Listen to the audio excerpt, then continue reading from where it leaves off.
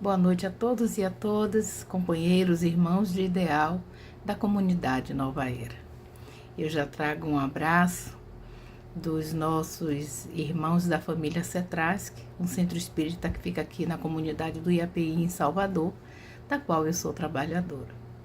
Agradeço também ao convite para vir realizar mais uma tarefa e também falar de um tema tão importante, diria mesmo essencial nos dias atuais, que é o conhece-te a ti mesmo.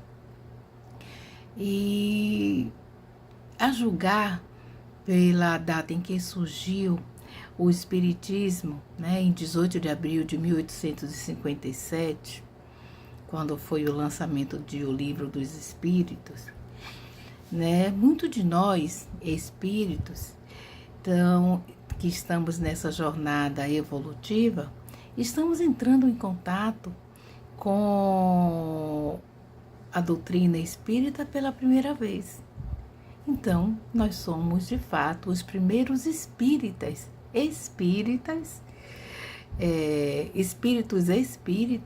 que estão já vivenciando tudo que nos foi dado de presente pelo Mestre Jesus através do Consolador prometido. Mas isso também nos confere uma responsabilidade muito grande. Eu não sei se vocês já pensaram nisso, porque os ensinamentos da doutrina espírita, que é o Consolador prometido por Jesus, são claros e dizem muito a respeito da nossa conduta ética, da nossa postura, dos nossos pensamentos. E isso deve nortear tudo aquilo que o Mestre Jesus nos deixou com ensinamento, mas pedindo que nós colocássemos em prática. Não é verdade? Então, Jesus, ele não só pregou, ele não só teorizou, ele exemplificou. Ele nos trouxe, exemplos muito claros na sua forma pedagógica de ensinar sobre respeito, sobre tolerância, sobre compreensão, sobre indulgência, sobre paciência, sobre caridade e, sobretudo, sobre amorosidade.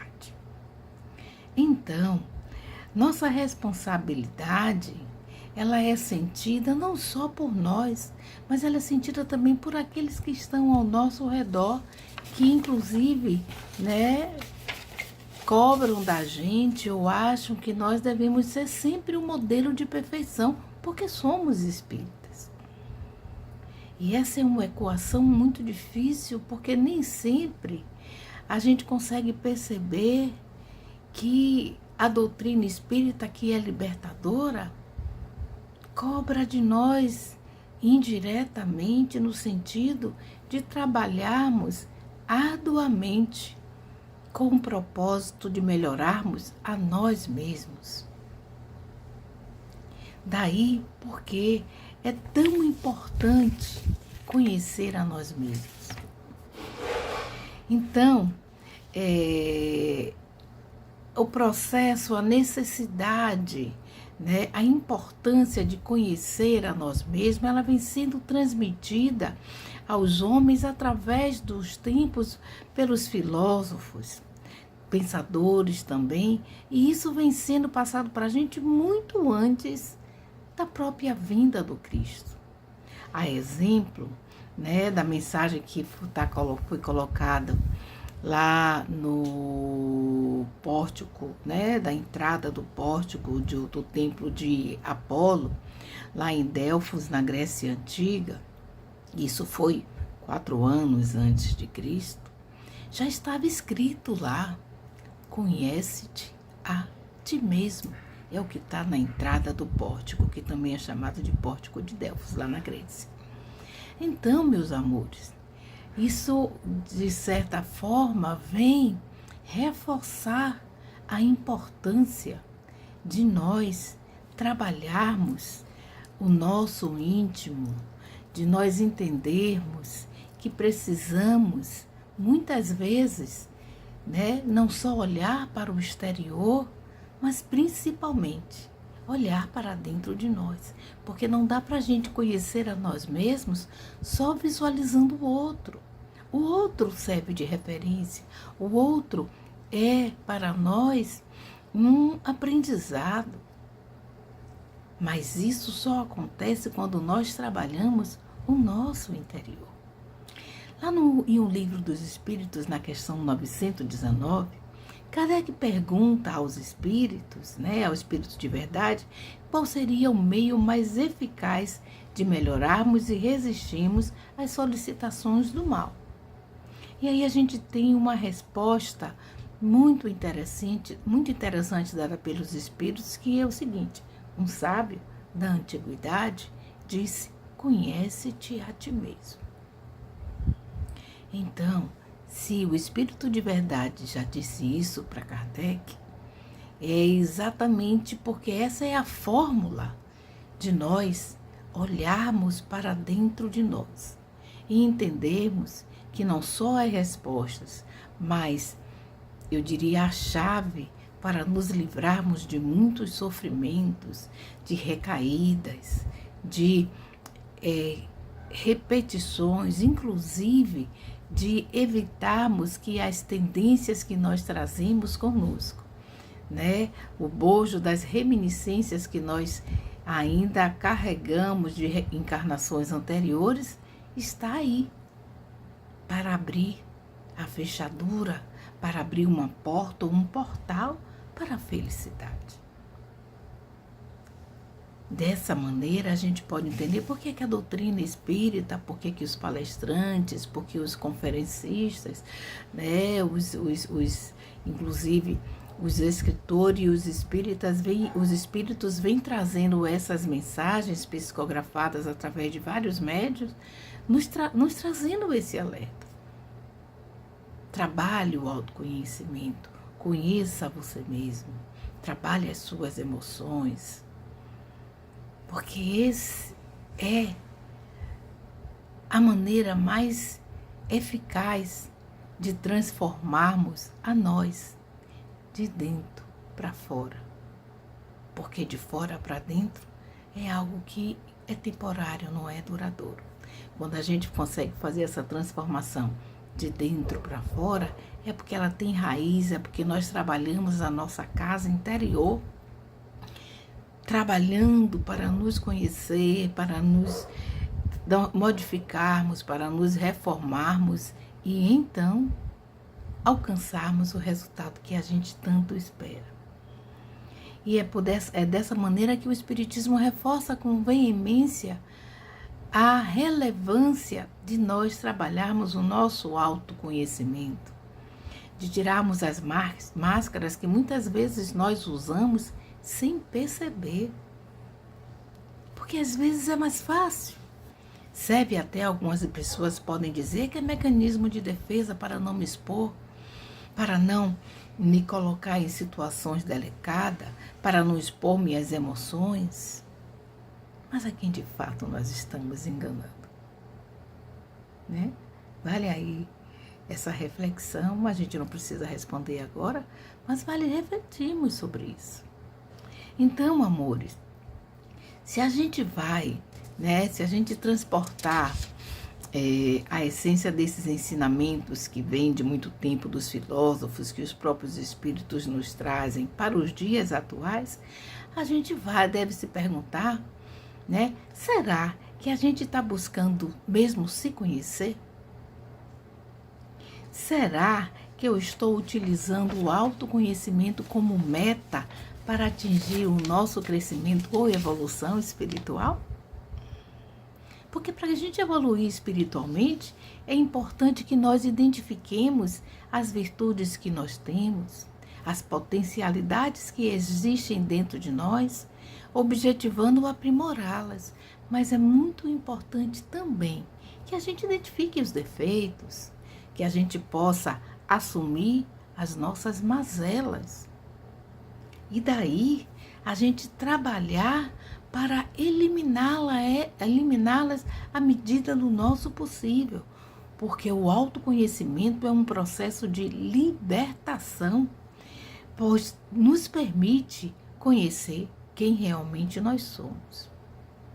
E se a gente não fizer isso, a gente não vai avançar. Isso é fato, né? Porque na prática, como a gente deve proceder para fazer isso? Não é só dizer que a gente precisa, é entender como a gente deve fazer isso. Fica muito mais fácil, né? Então, a gente volta lá para o Livro dos Espíritos, na questão 919A, quando Kardec, né, reformulando essa pergunta, né, da 919, buscando ter um entendimento maior, extrair um esclarecimento maior dos espíritos, ele faz exatamente esse questionamento. Na prática, como proceder para o autoconhecimento de si mesmo? E mais uma vez, ele recebe uma resposta que ajuda muito nesse processo, que os espíritos sinalizam, trazendo que é a prática que, como Santo Agostinho sugere, que exercitava diariamente quando estava encarnado aqui na Terra, em que eles nos diz que a gente precisa refletir diariamente sobre as nossas atitudes diárias, as nossas palavras, os nossos sentimentos, as nossas ações, sejam eles positivos ou negativos.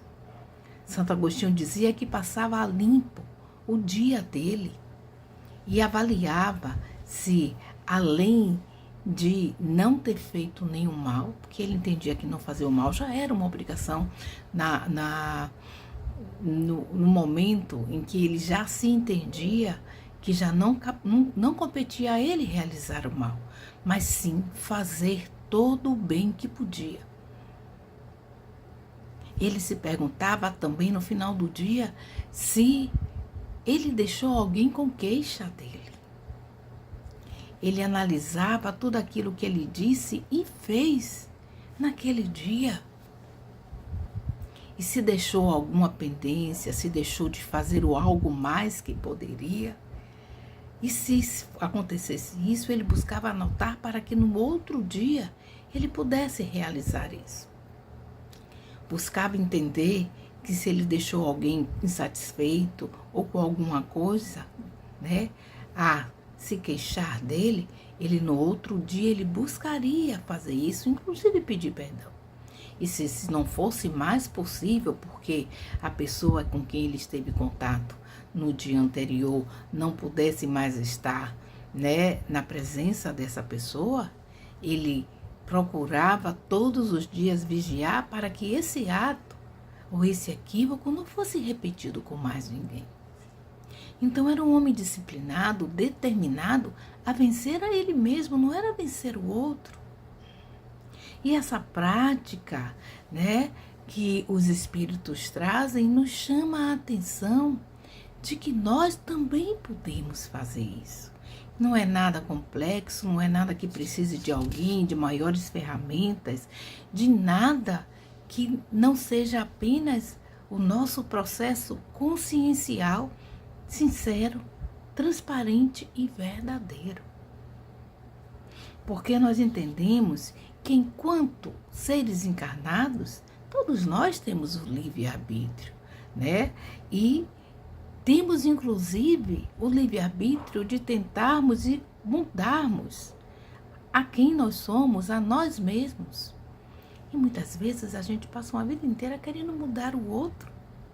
Não é verdade? Achando que a gente tem esse direito. Às vezes a gente quer ajudar, quer conduzir, quer auxiliar, quer tirar o outro de um momento ruim, isso é natural. É uma caridade também que a gente faz. Mas querer mudar a essência do outro é uma decisão que cabe ao outro. A nossa decisão melhor e maior deve ser mudar a nós mesmos. E aí, auxiliar o outro com a caridade do nosso exemplo. E isso deve ser feito de forma sincera. Entendemos quem nós somos, olharmos, fazer um mergulho interior para identificar, como a gente sinalizou antes, as nossas virtudes, né? Que a gente tem os nossos valores potenciais, identificar também, né, os nossos erros, defeitos e começar a trabalhar para melhorar, para não repetir, porque eu não posso voltar no passado e mudar o que eu fiz, mas eu posso me trabalhar para não repetir. E se houver a possibilidade de corrigir algo feito no passado, que a gente não perca esse tempo, porque o tempo é agora. Entendendo isso, a gente vai buscar entender e aceitar de que se eu errei era porque naquele momento era o que eu tinha para dar. Não vou me culpar, não vou me achar a pior pessoa. Eu vou buscar entender que eu errei, como muitas pessoas já erraram na vida. Mas se eu posso e tenho a condição de tentar voltar e corrigir, por que não tentar? Por que não buscar melhorar? Isso é o que nos cabe nos dias de hoje. Buscarmos ferramentas para nos auxiliarmos, a meditação, a uma leitura, buscar avaliar como o Santo Agostinho fazia, né, esse exercício.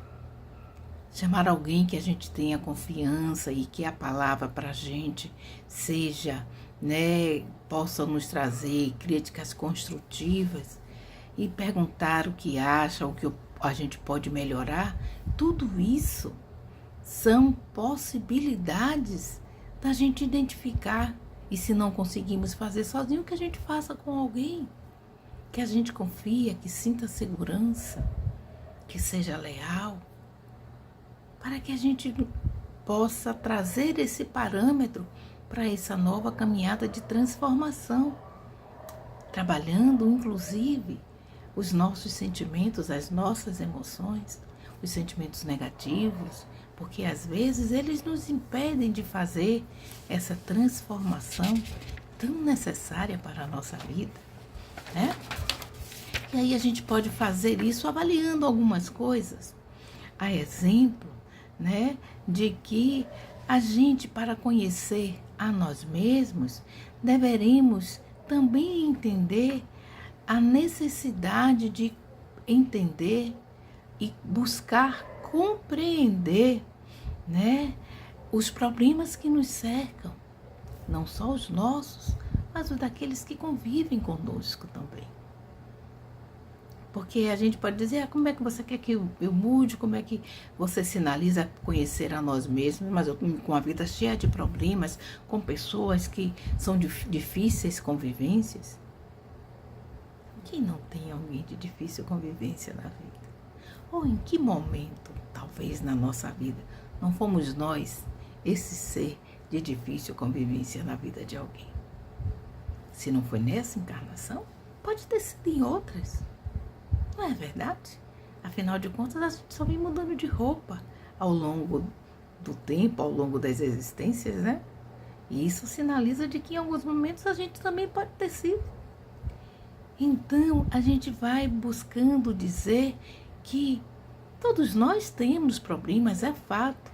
E que geralmente, esses problemas que a gente vivencia, no nosso pequeno entender, em algumas fases, a gente costuma até colocar a culpa em outras pessoas. Então, aqueles que convivem conosco, às vezes são responsáveis de muitas coisas que acontecem na nossa vida. Será que não já foi assim?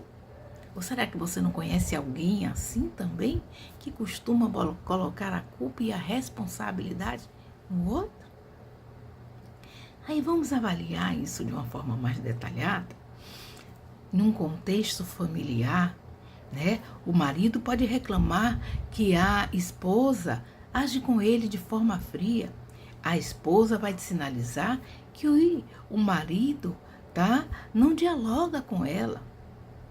Os pais podem afirmar que os filhos são rebeldes no seu convívio hoje em dia, ou até mesmo os filhos podem dizer que não são compreendidos pelos pais. uma outra situação na nossa vida profissional, a gente vai encontrar um ambiente de trabalho, vários gatilhos para um processo de difícil convivência. Às vezes é o nosso empregador que acredita que um funcionário não faz o que deve ou não faz direito, que ele faz corpo mole. E quantas vezes, né, o funcionário, o empregado, acha que o seu patrão, ele é mesquinho, que não valoriza a sua mão de obra, né, que não remunera da maneira correta. E aí a gente vai encontrando as situações que tornam essa convivência difícil e cada um vai responsabilizando o outro porque é mais fácil. Quantas vezes a gente não se coloca no papel de vítima? Porque o outro culpado é o responsável, o outro não permitiu, me impediu, o outro não me ajudou, o outro não colaborou, o outro complicou minha vida, não me compreendeu, não foi compreensivo, não foi atencioso, não foi amoroso, foi grosso. Quantas coisas a gente vai ter aí nesse nosso pacote de convivência diária? Não é fato? Mas se a gente for analisar bem, será que os problemas, né, as situações que nos afligem, são causadas apenas por aqueles que nos rodeiam? Será? Ou muitas vezes, na verdade, né, eles são provocados pelas nossas atitudes que tomamos ou muitas vezes deixamos até de tomar. Cabe aí a nossa reflexão, né? Será que nós temos feito ou temos realizado tudo o que precisamos para merecer uma esposa mais disposta, um marido mais companheiro, mais atencioso, filhos mais educados, pais mais compreensivos, colegas de trabalhos ou companheiros, né, de vida laborativa mais motivados, compreensivos, patrões ou empregadores mais altruístas? Será que a gente tem feito? Ou será que temos apenas agido de maneira egocêntrica, deixando o nosso orgulho, a nossa vaidade, né, prevalecer quando deveríamos ser, né, mais compreensivos, relevar algumas coisas, não trazer as nossas insatisfações e despejar naqueles que convivemos? E às vezes a gente só quer que as coisas funcionem do nosso jeito, que as nossas expectativas sejam, né, atendidas, que os nossos desejos sejam atendidos também, e nada de dar ao outro tudo aquilo que a gente desejaria que fosse dado a nós. É complicado, às vezes, né, se deparar com isso. Então, esse é o nosso primeiro processo, né? A nossa primeira avaliação com a tarefa de conhecermos a nós mesmos é refletir sobre os nossos processos de convivência, a maneira como a gente se porta, a maneira como a gente se dirige ao outro, como a gente vê o não julgamento ou o julgamento, a crítica destrutiva ou não, o processo colaborativo ou não. Tudo isso faz parte para que a gente reflita, para que aí a gente encontre o momento ideal para nos descortinarmos e avaliarmos o que eu tenho feito para, além de compreender o outro, de entender o momento do outro, entender a mim. Saber se sou eu que não estou bem e tudo à minha volta também não vai estar bem, porque o meu processo de insatisfação, ele é grande. E com isso, nada que está ao meu redor me satisfaz. Dessa forma, a gente vai entender, né, com base no que a doutrina, que é libertadora, nos fala e nos ensinamentos do Cristo, para que a gente possa trazer aquela máxima para dentro de nós de maneira verdadeira e assertiva. Jesus pediu para a gente poucas coisas. Uma delas, e a principal, era que a gente amasse a Deus sobre todas as coisas, porque Ele sabia o quanto o Pai nos ama. E na realização dessa prática, dessa primeira, era fazer uma segunda, amando o próximo como a nós mesmos. Mas para amar ao próximo, eu preciso o quê? Exercitar o amor a Deus e a mim, porque eu não vou dar ao meu próximo aquilo que eu não consigo ainda dar para mim. O processo do auto-amor e também, por que não dizer, do auto-perdão. Porque muitas vezes, para conviver bem com o outro, eu preciso perdoar. Mas como eu vou conseguir perdoar o outro se eu ainda não consigo me perdoar de alguns erros, de algumas escolhas, de algumas decisões que eu tomei? Porque naquele momento era a melhor decisão que eu poderia ter tomado. Fazendo isso, a gente vai tirar um peso muito grande dos nossos ombros e também da nossa consciência. E estando mais leves, vamos estar também mais livres para dar o próximo passo, que é agir, exatamente com esse propósito de me conhecer, sendo humilde, sendo caridoso, sendo compreensivo e compassivo. Tudo extremamente essencial para que eu possa lidar comigo mesmo, mas também eu possa lidar com o outro.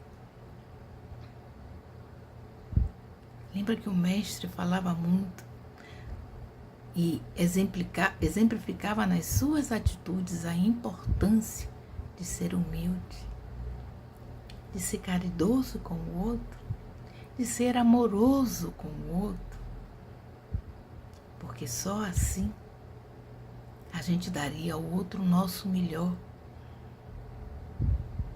E por que eu preciso trabalhar a humildade? Porque se eu não trabalhar a humildade em nós, eu não vou ter condições de construir, e de verificar dentro de mim as virtudes que eu tenho e trabalhar para construir as que eu preciso ter. Porque muitas vezes, sem a humildade, a gente acaba ensaiando ou externando com uma máscara virtude que eu não tenho. E aí eu vou pousar de uma pessoa bondosa, caridosa, paciente, tolerante, quando eu estou explodindo por dentro. Mas mantenho essa máscara de que sou. Eu preciso ser. Porque se eu não for humilde, eu vou fazer de conta que tenho o que eu ainda não alcancei. E sendo humilde, eu vou reconhecer que ainda não sou, mas vou me trabalhar verdadeiramente para alcançar essa virtude e tantas outras que eu preciso trabalhar ainda em mim. Precisamos, amigos, ter a coragem de fazer essa viagem para dentro de nós mesmos e analisar se a gente tem feito de verdade tudo o que precisamos para merecer o bem que nós desejamos para a nossa vida. Porque muitas vezes a gente pede ao Pai Criador que nos dê o melhor, que nos dê paciência, que nos dê força, que nos dê coragem, que nos dê sabedoria, que nos dê serenidade para enfrentar. E de fato precisamos. Mas o que eu tenho feito para merecer? Se a gente se debruçar sobre um pedacinho só do Pai Nosso, em que a gente pede ao nosso bondoso Pai Criador que Ele perdoe as nossas ofensas, assim como nós perdoamos àqueles que nos ofenderam. Será que na prática a gente está fazendo isso? É no exercício do conhece-te a ti mesmo que a gente vai poder avaliar se eu estou fazendo ou não. Um outro momento que a gente pode também avaliar quando estamos rezando o Pai Nosso é exatamente aquele ponto que a gente disse: que venha a nós, Pai, o teu reino.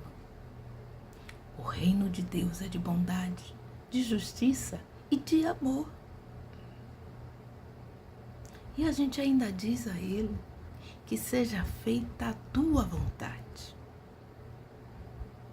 Qual é a vontade de Deus? É que sejamos os filhos amados,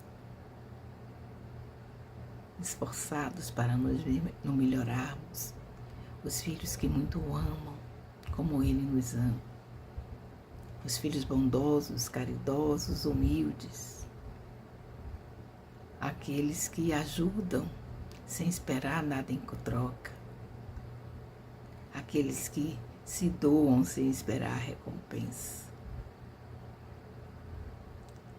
Será que a gente está conseguindo colocar isso em prática? Então, quando a gente apenas faz de conta que está vivenciando tudo isso, a gente esconde uma nossa deformidade que a gente ainda não conseguiu alcançar ou vencer, uma má tendência, usando uma máscara como se fosse uma roupa para nos revestirmos. Lá no Evangelho, no item 7, no capítulo 7, no item 11, nos fala exatamente isso.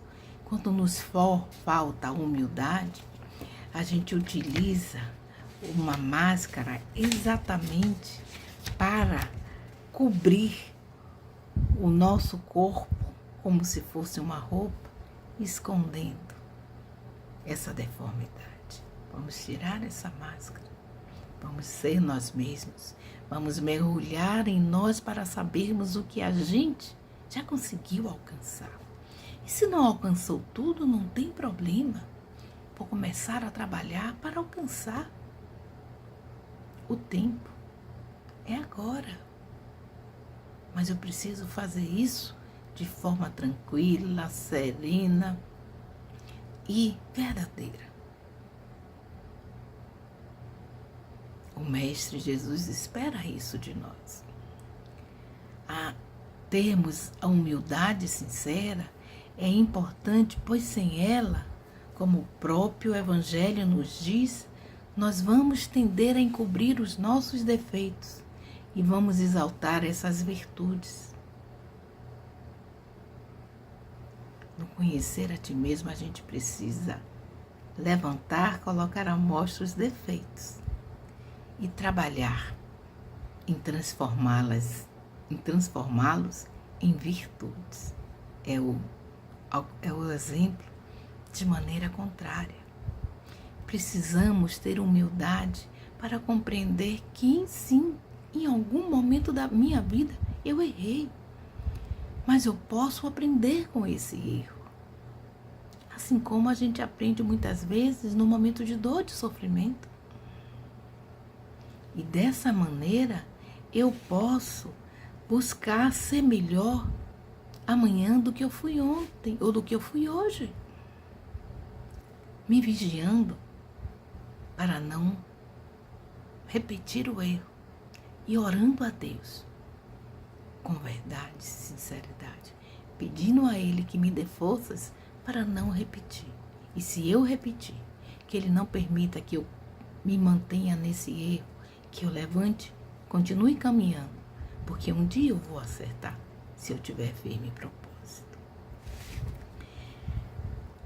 Lá no Evangelho, no capítulo 8, de João, no Evangelho de João, no versículo de 1 a 10, fala exatamente de que, quando ele traz o exemplo da mulher, que os senhores do tempo trazem uma mulher adúltera para que ele possa julgar ela, incitando para que ele dê a ordem para que aquela mulher seja apedrejada, Jesus sabiamente, de maneira muito serena, diz que aquele que tiver sem pecado, que atire a primeira pedra. Então, exercitando a humildade, sabendo que a gente já errou, sabendo de que nós também nos equivocamos, que a gente entenda que o outro também ainda pode estar nesse processo. Então, ao invés de julgar, de criticar, de querer sentenciar às vezes, ou apedrejar, como era feita à época de Jesus, que a gente busque ser compreensivo com o outro. Porque muitas vezes a gente conta com a compreensão de Deus para com os nossos erros. Por que não fazer isso com o outro? Isso já é uma forma de trabalharmos em nós a benevolência e a indulgência, tão necessária nos nossos dias.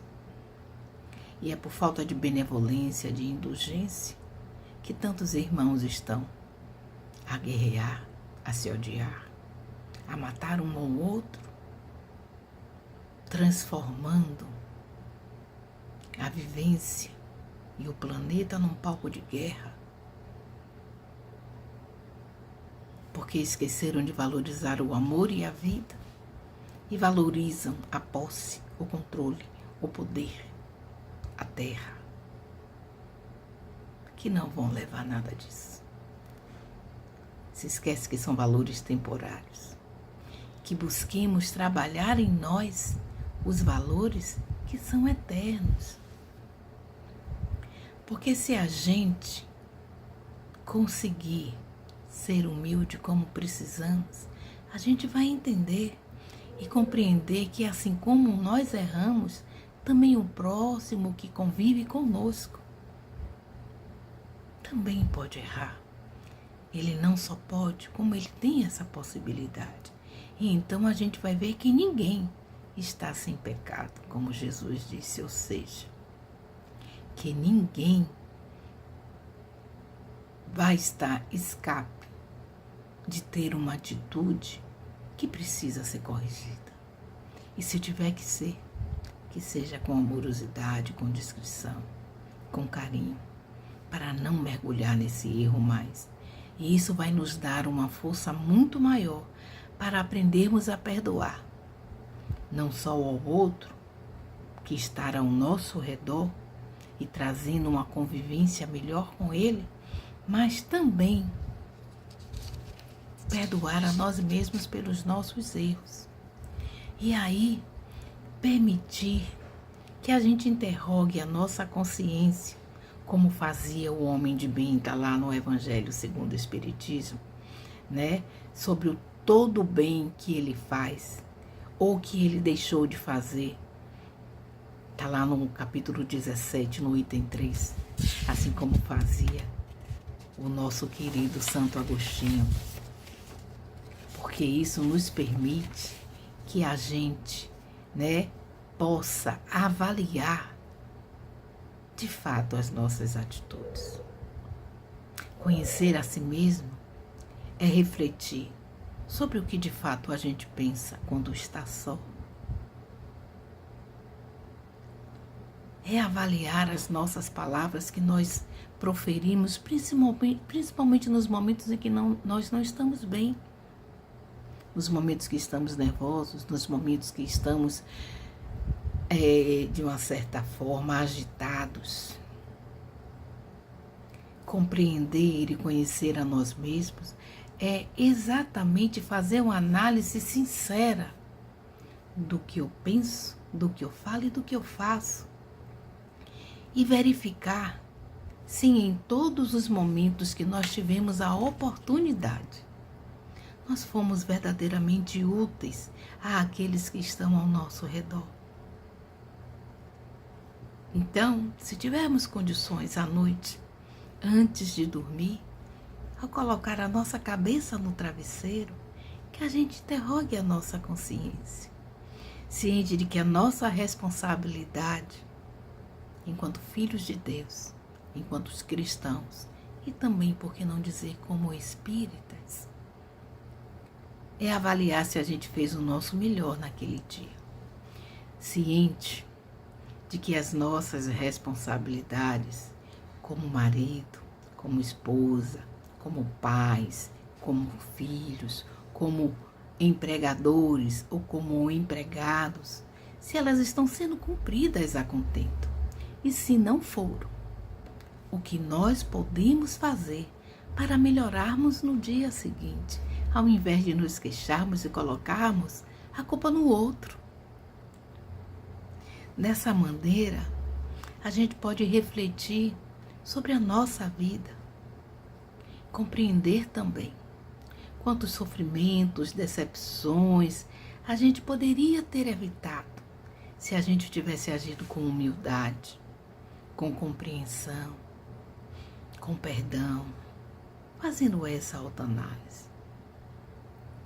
E aí, a gente volta para o nosso exercício de conhecer a nós mesmos, fechando exatamente com aquilo que o Mestre Jesus disse lá no capítulo 18 do Evangelho de Mateus, versículo 1 a 5, quando ele diz que o reino de Deus é semelhante a uma criança.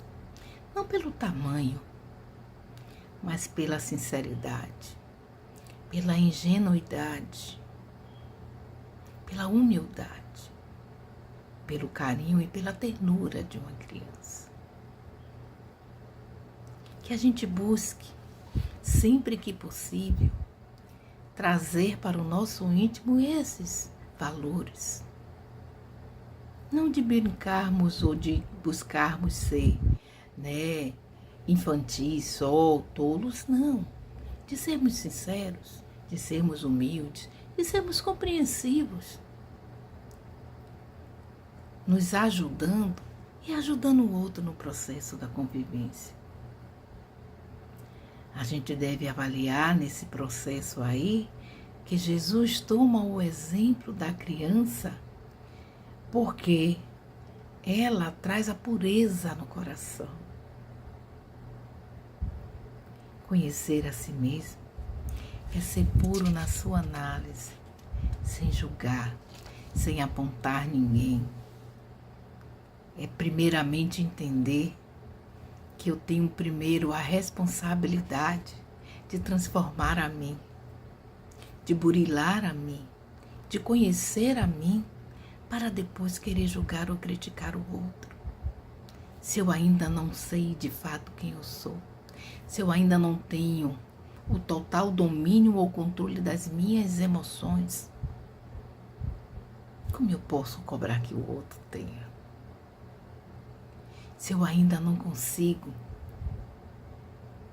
olhar o próximo como meu irmão e dar a ele o que eu gostaria de dar para mim, que eu identifique tudo de bom que eu gostaria de ter para mim, verdadeiramente, e comece a exercitar isso para que eu tenha condições de fazer para com ele. E aí, eu posso dizer que eu estou me reformando, me trabalhando para ser um ser melhor, dando ao Cristo Jesus a alegria de dizer: esse meu filho está no caminho, está transformando a si mesmo, e quem sabe um dia ele vai conseguir ajudar o seu próximo a transformar também a si mesmo com o exercício do seu exemplo. Que Jesus nos auxilie, que Ele nos fortaleça, mas que Ele nos dê, sobretudo, a coragem e o firme propósito de trabalharmos a nós mesmos, de conhecer a nós mesmos, para assim auxiliar o mundo a fazer isso, auxiliar aqueles que estão ao nosso redor a perceberem com a caridade no nosso exemplo o que é trabalhar para vencer a si, porque a gente muitas vezes leva uma vida de competição, guerreando, querendo puxar tapete, derrubar, brigar para ser melhor do que o outro. O que o Cristo fez foi buscar ser melhor para si. Então que a gente busque ser melhor para si, porque sendo melhor para nós, a gente vai ser melhor para o outro. Que a gente entenda que somos seres espirituais, vivendo apenas uma experiência, ou mais uma experiência humana. Entendendo isso e reconhecendo, admitindo de fato que eu sou um espírito eterno, eu não vou me preocupar mais com os valores materiais. Eu vou me preocupar com os valores espirituais e vou trabalhar cada dia mais para aprimorá-los. Temos o exemplo, o nosso guia e modelo perfeito, o Mestre Jesus. Temos o exercício que Santo Agostinho nos traz. Temos uma infinidade de conselhos que no livro dos Espíritos, os Espíritos trouxeram para nós através de um trabalho lindo de codificação feito por Kardec. Temos o nosso anjo guardião, que nos auxilia incansavelmente, diuturnamente, a trilharmos o caminho do bem. Não nos falta apoio, não nos falta ajuda. Que a gente exercite, que a gente se trabalhe para conseguir. Com a fé em Deus e com a ajuda dele, a gente consegue. Muita luz e muita paz para vocês. Que Deus nos abençoe. Obrigado pela oportunidade. Que assim seja.